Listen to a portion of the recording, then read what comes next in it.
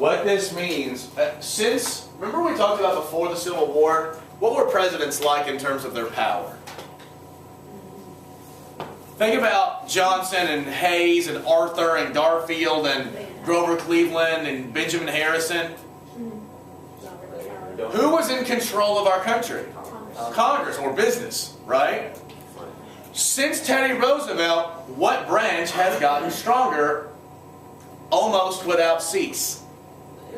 Executive branch. The only real stop was maybe the 1920s, right? Hardage, Coolidge, and Hoover sort of stepped back because of laissez-faire stuff. But you think about how much bigger it got big with World War I, right? Wilson and World War I, the Progressive era, got much bigger. But you didn't agree to the draft, you went to jail. Yeah, the Espionage and Sedition Act. And then, how much bigger did our government get with the New Deal? And then World War II, right? And then after World War II, we didn't really stop making weapons that much. We just kept on going. And then we get the Great Society's even bigger, and then with Vietnam. And so what happens is, one reason why many historians have said that this was a world in which Nixon could try to think about doing this is because the president, at this point, had so much power. The idea of doing something like this in 1876 is ridiculous, right? The scope of how powerful the president is just limited. But as time was going on, the president was getting more and more power. President Obama is really guilty of this because he came into office saying, you know, I'm going to get rid of Guantanamo Bay, we're going to limit the power of the presidency. But he hasn't. He's ignored habeas corpus like Bush did, and he has kept Guantanamo Bay, though he promised he wouldn't. Mostly because of the executive power, because he argues that this is the way we get things done. Now, his argument has been, and Bush had sort of on this argument, Obama's made this argument more, is that he's had to use executive power because Congress doesn't do anything. And if he didn't use it, then what happens? But in the end, the presidency is still getting stronger. And this is known as the imperial presidency. And presidents are starting to get more scandals, right? Watergate. With Reagan, Watergate's ridiculous. I think Reagan's Iran Contra scandal is the most scandalous of all of these things. And then obviously Clinton has problems. And so what you start seeing is the president sort of wielding power much more ambiguously than before, where it was sort of more narrow in scope. And that's interesting. It's like even the Supreme Court, even entertained the idea that Nixon was talking about. The president can't do anything clean. That's big. That's huge in power, in terms of power. That's a good point. Yeah, the president, that Nixon's argument that the president can't do anything, commit a crime. Yeah. Right. And the Supreme Court entertained that. Yeah, because I don't know if it was a 9-0 decision. That's actually, you have to look that up. I'm not sure. I don't know if it was 9-0. I don't mean like it went to. But they had to argue it, right? It had to go to the Supreme Court. Yeah. As my friend always says, because this one court case, the court case about allowing gay people to be in the Boy Scouts as leaders, my wife's conservative family was like, "This is easy. It's freedom of speech. Can't do it. No problem." And the argument that my friends always made was, well, if it makes the Supreme Court, it's a little more complicated than that, right? If it gets all the way to the Supreme Court, then it has to be relatively complicated, because if not, it would have been solved earlier. Okay, so the imperial powers, the imperial presidency is tried to deal with the War Powers Act. The War Powers Act by Congress in the mid-70s, the whole purpose of this is to limit the power of the presidency, especially in regard to the war. What Congress did with the Gulf of Tonkin resolution was problematic. Why do you think it was problematic the way that Congress dealt with the Gulf of Tonkin? They lied. Well, yeah, but that's not... They gave him free reign. He didn't have to be checked in by Congress. Exactly right. That's exactly right. Who was supposed to declare war? Congress. Congress gives the money for war. Congress, as Emma said perfectly, the Gulf of Tonkin resolution just gave Johnson too much power militarily. So the War Power Act scales that back. Now the president has to go to Congress. The president can only send in troops for 90 days somewhere before he has to go and get approval from Congress. So the president still has the flexibility to send in troops here or there in case of emergency or in case of need. but the president doesn't have the power just to simply escalate a conflict as long as he or she desires, and then claim it was because of something. And it does go along with the fact that Duggan said that the Pentagon Papers also shows not only did we give the president this lot of power, but it was also based on a lie. The president was given a ton of power based on a lie. Think about this. We have had 3 wars in the last 120 years where we went to war basically either on false information or a lie. Spanish-American War. Did Maine really was it blown up by the Spanish? No. The Vietnam War, the whole argument was because of the Gulf of Tonkin incident. And we know that that was not as we were told. There was an incident, but it wasn't like we were told. And then our war with Iraq, you guys were 6. What was explained to the American citizens as why exactly we were going to war? Because Iraq had weapons of mass destruction. We knew it. What was the problem? They ain't got no weapons of mass destruction. So that's problematic, right? Think about that. 3 wars we've gone to. Not wars like people don't think we should get into. 3 wars based on either false information or an outright lie. Outright lie. Outright. Okay. It's to say if they had weapons, they just hid them under the bed when we came. They put them in the closet. Yes. It's like my son cleaning. Every time I say clean your room, I look in and his room is, all the floor is clean. I look under his bed and everything just shoved in there. It's pretty awesome. I'm actually kind of proud of him that he's done that. That's the average child. It is. He's not average. Okay, let's talk about the Ford administration. Ford is an interesting character for Emory. First of all, most athletic president probably ever had. That's very Okay. painful to play football. Played football at Michigan. That's not a small thing. No, it's not really. Also, a couple funny things about Ford. Well, first of all, we know he was one of the few presidents that he was vice president and president, although was never elected to either branch. In fact, he's the only one that's ever happened. There have been presidents who were not elected to be president, who were vice presidents first, but they were on the ticket. They were on the national ticket. This guy became president after only having, received, 100,000 votes or something in a district in Michigan. Cool. Also, interestingly, for those of you guys who like SNL, he's the first president to ever be spoofed. SNL started in 1975, and Chevy Chase played Gerald Ford. That makes me so happy. If you want to see and what's funny is, he was portrayed as being uncoordinated and goofy. Which is ironic because he was probably our most coordinated and least goofy president. But on one of his trips, I forget where he was coming out of Air Force One. You know how there's not like a jetway, right? Like they come down the stairs. He was about 3/4 of the way down, and he slipped and he fell all the way down the stairs.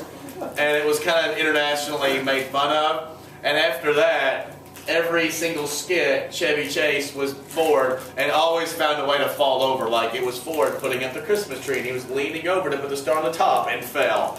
Or having a glass of milk and just goes backwards or something like that. It was really good.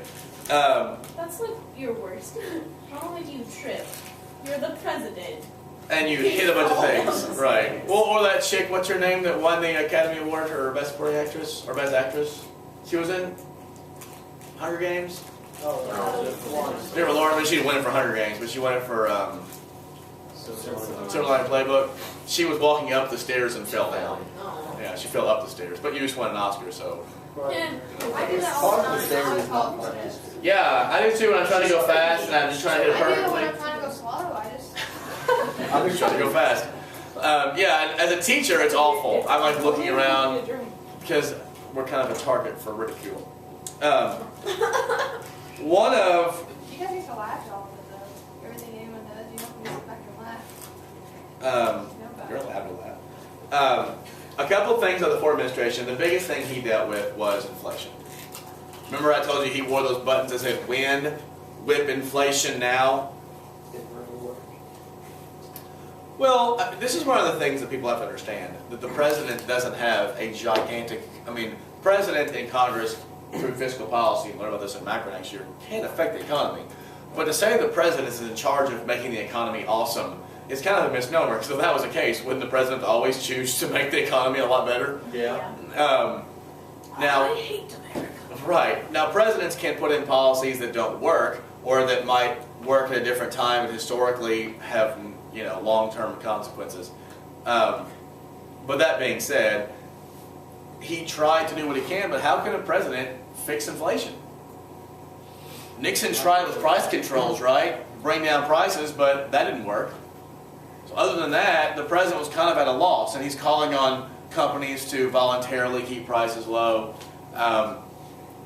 In the end, it's fixed through monetary policy, through the central bank, and we'll talk about that. Also, the Cold War started heating up again. That is to say, the Cold War started becoming more aggressive. Nixon's foreign policy of détente was starting to crumble under Ford. Not that Ford wasn't a horrible president, but he wasn't Nixon in terms of his realpolitik, sort of Bismarckian way. You guys learned about Bismarck last year in World Civ, right?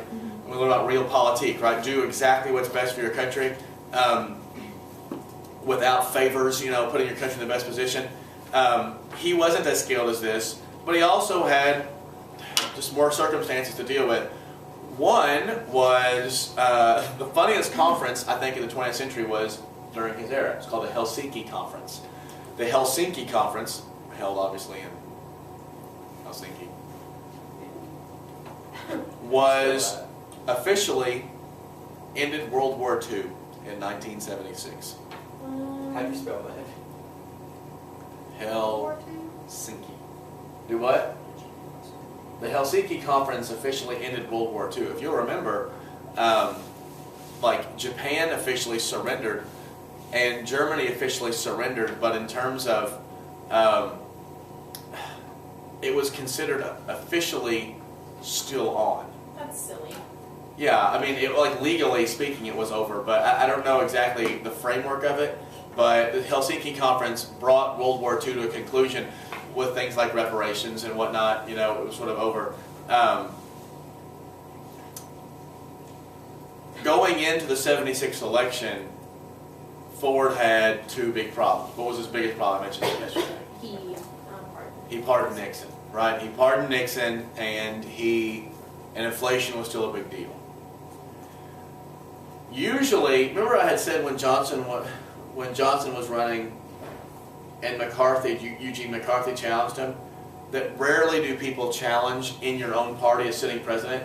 Well, in 1976, a Republican did challenge Ford. Does anyone know who it was? Carter was there. It's Ronald Reagan. Ronald Reagan had been a governor of California, is extremely conservative. California? Yeah. California. Well, he was born in Illinois, but he was governor from California. He was an actor. He lived out there. Oh. Well, pretty much Schwarzenegger. He's Republican. Yeah, Schwarzenegger's Republican from California. Actually, some pretty famous conservatives. Nixon was from California. So California's actually put out quite a few of our most conservative people. People there just don't believe in being moderate, I guess. Well, it's funny. Schwarzenegger was always really weird. I've never known why the people of California voted for him. He was never popular, but he won twice. Yeah, he wasn't a good governor, and he wasn't ever particularly popular. I don't know how California has lots of problems. I just imagine they look on the voting ticket and it's like Arnold Schwarzenegger. Yeah, everybody looks on the friends. Hey guys, I voted for him. Well, the first time he won was because of a recall election. The guy who was governor was named Gray Davis, and he had just won the election. But to be recalled, you have to have X number of votes, or X number of signatures on it, like 3 million petition signatures. I forget the name of the guy, but this very, very wealthy Republican wanted to be governor, and he paid for workers to go around and get signatures to have a recall. Gray Davis had become unpopular because of a tax that he had put on, an extra tax on cars, I think.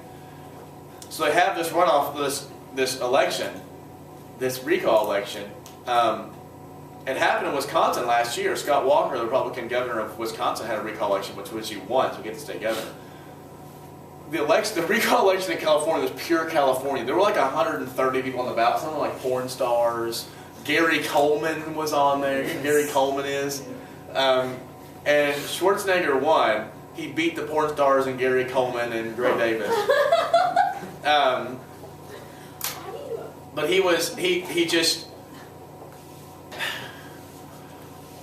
California has a lot of laws that are, even as a liberal, I'm like, really? That's your law? First of all, the taxes are stupidly high. Second of all,